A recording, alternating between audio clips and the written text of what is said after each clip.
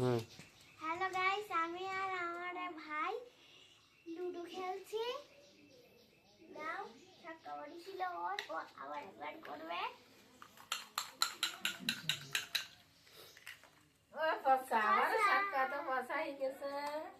দাও এবার আমাকে, আমি চলি। আমার এবার ছক্কা পড়েছে গাইস। এখন আমি স্টার্ট দিলাম। দেখুন এনা এবার আসলে আমি তো এবার দিদির হইছে